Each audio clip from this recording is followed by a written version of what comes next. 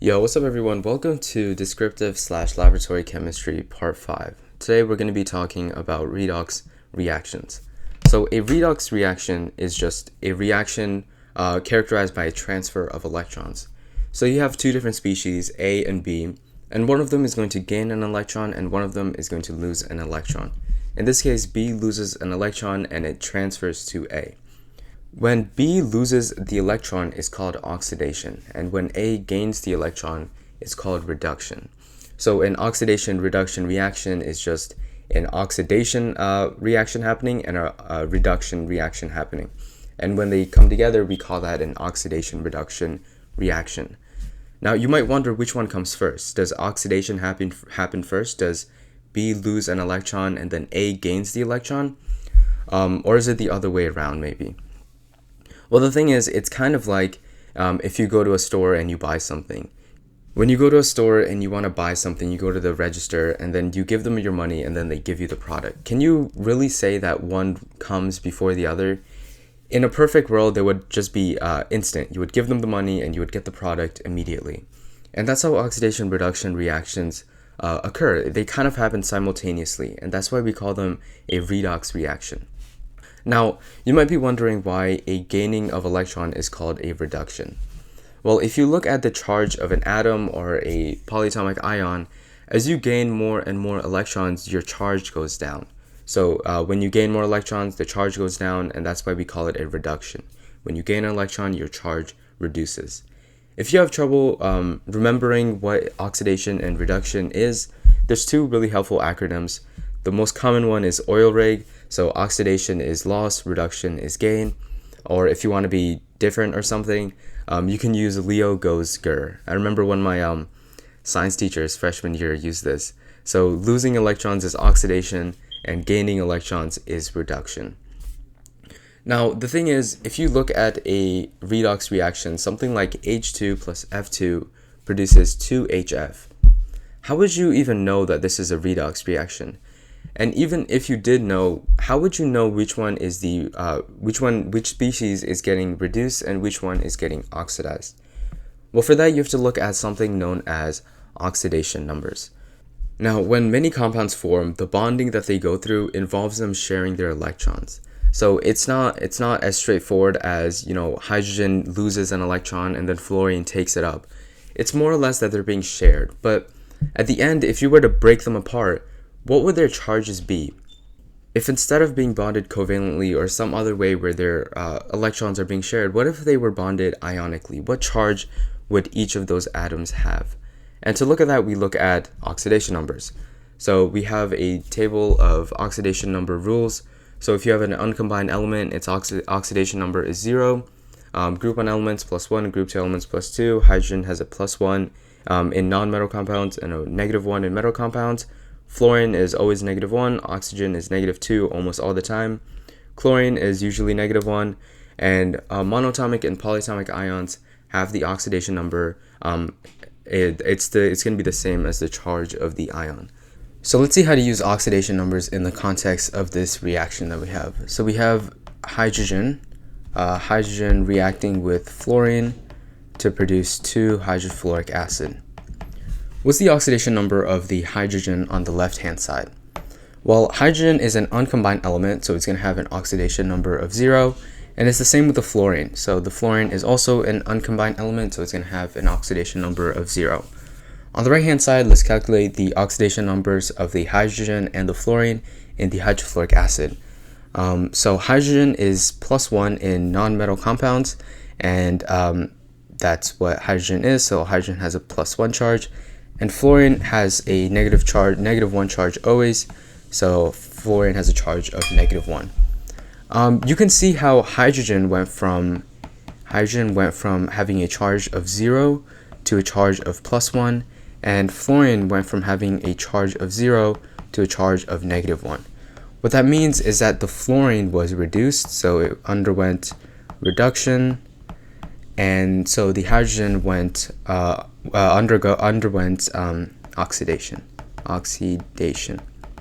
And again, that's because the charge of the fluorine reduced. That means that it gained an electron, and it gained that electron from the hydrogen. Let's take a look at another redox reaction, and in this case we have copper 2 plus reacting with magnesium to form magnesium 2 plus and copper. Let's find out which one is being reduced and which one is being oxidized. So copper here is a monatomic ion, meaning its oxidation number is going to be the same as its charge, so it's going to have an oxidation number of 2 plus. Magnesium is an element on its own, so it's going to have a oxidation number of 0. Magnesium on the right hand side, monatomic ion, is going to be the same as its charge, so it's going to have an oxidation number of 2 plus, and copper is an uncombined element, so it's going to have a charge of 0, an oxidation number, sorry. And so in this case, copper gets changed from 2 plus to 0, and that is a reduction in charge, meaning that the copper goes undergoes reduction, but the magnesium goes from having a charge of 0 to a charge of 2 plus, so the magnesium is undergoing oxidation. Now the thing about redox reactions is that they can be split up. So we can kind of separate the reduction half and the oxidation half. So how do we do that? Well, in the context of this problem, we know that the copper is getting reduced. So we know that copper 2 plus is reacting with something to form normal copper. Since we know it's being reduced, we know that it's taking electrons in. So we're going to have 2 electrons being combined with the copper to form the copper with no charge. On the other hand, we have magnesium, which is being oxidized. That means that it's giving up electrons. So it's going to go from normal magnesium to magnesium 2 plus, and it's also going to give off 2 electrons in the process. So both of these are what we call half reactions. The top one is the reduction half reaction, and the bottom one is the oxidation half reactions. If you add up the 2 half reactions, you're going to get back to the normal reaction. So if I were to add these 2 half reactions up, the electrons cancel out, and you're just left with whatever you have on top. And that reaction is going to be just like a lot of other redox reactions. So in this reaction, it's quite simple. You just have copper taking in electrons and magnesium giving off electrons. But not all redox reactions are this simple. Sometimes redox reactions happen in aqueous substances, and depending on whether or not that substance is acidic, basic, or neutral, we have different processes of how we balance them. So let's look at the first one. Let's look at acidic solutions. If you have an acidic solution, you need to go through 7 steps to balance out the chemical equation. The first step is to split into half reactions. So for this reaction here, if we were to split it into half reactions, we would have the copper going into copper 2 plus, and we would have the SO4 2 minus going to SO2. That is our half reaction. Okay, let's move on to step 2. So balance elements other than oxygen and hydrogen. In both our half reactions, the elements other than the oxygen and the hydrogen are going to be the copper and the sulfur, and they're already balanced. In the first half reaction, you have 1 copper on the left, 1 copper on the right, and in the bottom reaction, you have 1 sulfur on the left and 1 sulfur on the right. So we don't have to do that. So let's look at step 3. Balance, so let me just cross these out. So balance oxygen using water molecules. So in the first reaction, you don't have any oxygens to balance, so we can just leave it as is. But in the second reaction, you have 4 oxygen atoms on the left, but only 2 on the right. So let's add 2 water molecules on the right hand side to balance that out. So that's step 3. Step 4 is to balance the hydrogen using H plus ions.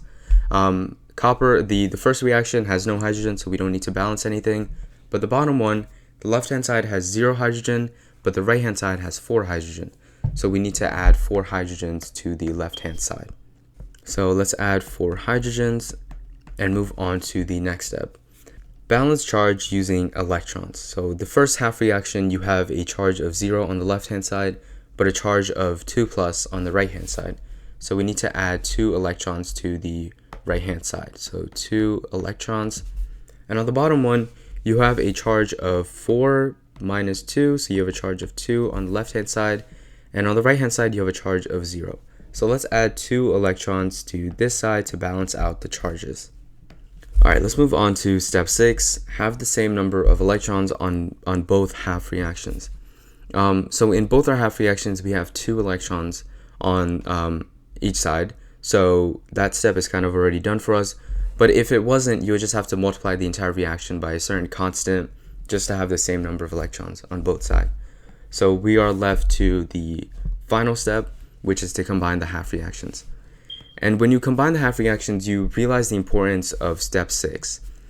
Now that you have the same number of electrons on both half reactions, you can cancel them out. So there's no electrons that are being played in this redox reaction. And all that's left is to combine everything else. So copper plus the sulfate ion with 4 H plus ions reacting to produce copper 2 plus, SO2, sulfur dioxide, and 2 waters. And that is your redox reaction balanced in an acidic solution. Again, as long as you go systematically and you take your time, these aren't very difficult to do. So let's move on to basic, which is a step above acidic solution. So in a basic solution, you balance an acidic solution, and then you have a couple other steps after that. So first, let's balance this in an acidic solution. The first step is to split into half reactions. So in this case, we're going to have MnO4 minus producing MnO2. And the second half reaction is going to be zinc solid to zinc OH4 2 minus. The first step was to balance all the elements other than the oxygens and the hydrogens. And in this case, it's already done for us. The first reaction has 1 magnesium on both sides, and the second reaction has 1 zinc on both sides. So that's already done for us. The second step is to balance out the oxygens using water molecules. So we have 4 oxygens on the left-hand side of the first reaction and 2 on the right-hand side. So let's add 2 waters to the right-hand side. And for the bottom one, you have 4 oxygens on the right-hand side and 0 on the left-hand side. So let's add 4 waters to this side as well. The next step was to balance out the hydrogens using H plus ions. For the first reaction, you have 0 hydrogens on the left-hand side, but 4 on the right-hand side. So let's add 4 hydrogens to the left-hand side. And on the bottom one, you have 8 hydrogens on the left-hand side and 4 on the right-hand side. So let's add 4 H pluses here. The next step is to balance out the charges. So on the first half reaction, you have a charge of +3 on the left-hand side, but a charge of 0 on the right-hand side. So let's add 3 electrons to the left-hand side. And on the bottom one, on the left-hand side, you have a charge of 0, but on the right-hand side, you have a charge of +2. So let's add 2 electrons to this side. All right, next step is to make sure that they have the same number of electrons. If you notice, the first reaction has 3 electrons, but the bottom reaction only has 2 electrons. So what we can do is that we can multiply the entire first reaction by 2 and the entire second reaction by 3.